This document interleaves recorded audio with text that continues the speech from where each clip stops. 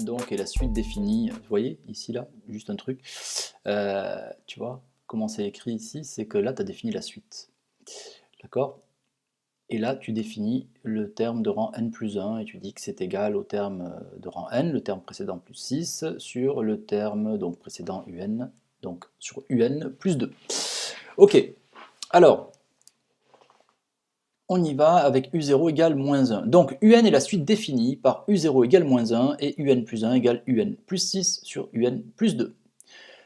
Calculons. U1 et U2, vérifie que UN n'est ni arithmétique ni géométrique, donc j'ai un petit peu devancé, ok, j'ai calculé U1, donc U1 c'est quoi? C'est U0 plus 6 sur U0 plus 2, on obtient donc moins 1 plus 6 sur moins 1 plus 2, c'est-à-dire 5 sur 1, c'est-à-dire 5. Et U2 est égal à 5 plus 6 sur 5 plus 2, du coup, puisque c'est U1 plus 6 sur U1 plus 2, d'accord? Donc on obtient 11 septièmes. Eh bien, si on calcule U2 moins U1 et U1 moins U0, on se rend compte en fait que c'est différent. Par conséquent, UN n'est pas une suite arithmétique quand j'écris NSA, c'est-à-dire non suite arithmétique. Pareil, pour prouver que ce n'est pas une suite géométrique, on regarde U2 sur U1 et on regarde U1 sur U0. On compare, d'accord, on voit que il n'y a pas d'égalité, donc UN n'est pas une suite géométrique, c'est-à-dire NSG, non suite géométrique. Voilà. Ensuite, au deuxièmement, Vn est défini par Vn égale donc Un moins 2, cette fois-ci, sur Un plus 3. Ok. Montrer que Vn est une suite géométrique de raison moins un quart, d'accord? Donc là, tout simplement, qu'est-ce qu'il faut faire? Eh bien, il faut juste calculer Vn plus 1 et l'exprimer en fonction de Vn, d'accord? Ou bien, il y a autre chose aussi, comme ils te disent en fait de montrer que c'est une suite géométrique de raison moins un quart, ce que tu peux faire, c'est calculer Vn plus 1, d'accord? Et calculer moins un quart de Vn, et montrer qu'il y a égalité. C'est faisable aussi. Donc ce qu'on va faire, on va calculer Vn plus 1, c'est parti, donc Vn plus 1 égale. Alors Vn plus 1, on voit que c'est Un plus 1 moins 2 sur Un plus 1 plus 3. Alors, il faut bien organiser son calcul parce que du coup on va remplacer Un plus 1 par Un plus 6 sur Un plus 2. Donc on organise bien son calcul. D'accord? Donc Un plus 1 on le remplace, ça fait Un plus 6 sur Un plus 2. Tout ça moins 2. Et pareil, on va créer Un plus 6 sur Un plus 2. Et tout ça plus 3. Ok? Donc, évidemment, qu'est-ce qu'on fait? On va mettre au même dénominateur. D'accord? On va tout mettre sur Un plus 2 et on va pouvoir ensuite les enlever. Donc, si on met tout sur Un plus 2, au numérateur et au dénominateur, on va obtenir quoi? On va essayer de travailler en direct, d'accord? C'est-à-dire là, je vais mettre Un plus 2, et là, je vais mettre Un plus 2. Mais on va essayer de faire les calculs directement. Donc si je mets au même dénominateur ici, donc je vais multiplier 2 par Un plus 2, ok? Ce qui va me faire quoi? Ce qui va me faire au final Un plus 6 moins 2 Un moins 4. Donc il va me rester du moins Un ici,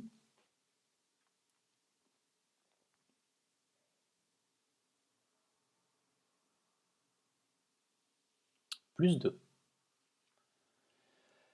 Et ici, on va obtenir Un plus 6 plus 3 Un plus 6, ce qui va nous faire du 4 Un plus 12. Voilà. Bon, tu peux rajouter une étape, il n'y a pas de souci, mais bon, moi ici, là, je vais un peu plus vite. Ok, donc bien sûr, là, on peut barrer les Un plus 2, d'accord? Tu verras, si tu multiplies par l'inverse, d'accord?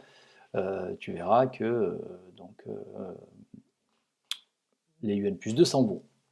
D'accord? Alors bien sûr, comme la suite est définie, UN est définie, on considère que UN plus 2 ne s'annule pas, voilà, hein, d'accord, voilà. Et comme pareil, Vn est défini par ça, on considère que UN plus 3 ne s'annule pas non plus, hein, d'accord? Voilà. Donc c'est pour ça que je me permets de calculer ici, sans problème, hein, sans dire, il faut que UN plus 2 soit différent de 0, etc., etc., quoi.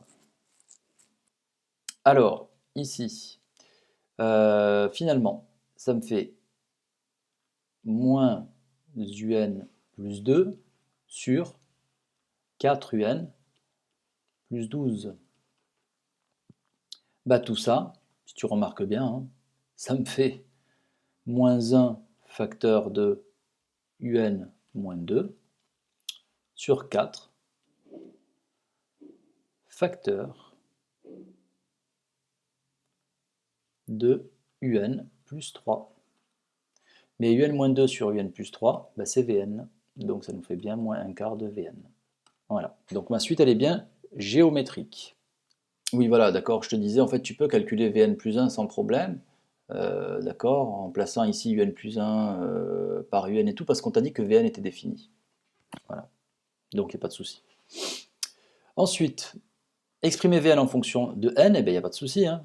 Vn est une suite géométrique, donc Vn, du coup, on sait que c'est V0 multiplié par moins un quart à la puissance n. Voilà. Et V0, combien ça vaut? Alors V0, il faut le trouver. V0, on va le chercher ici. C'est U0 moins 2 sur U0 plus 3. U0 c'était moins 1, donc ça me fait moins 1 moins 2, ça me fait moins 3. Et U0 plus 3, ça me donne moins 1 plus 3, c'est-à-dire 2. Donc moins 3 demi. Donc tout ça est égal à moins 3 demi fois 1 quart à la puissance n. Voilà pour Vn. Donc ici, si tu remarques bien, on a Vn en fonction de Un. Donc maintenant, ce qu'on va faire, on va exprimer Un en fonction de Vn, et on va remplacer Vn par l'expression ici qui est en n. Et on aura donc Un en fonction de n. C'est pas compliqué. Donc je répète, Vn est déjà en fonction de n. Mais nous, on a aussi Vn en fonction de Un.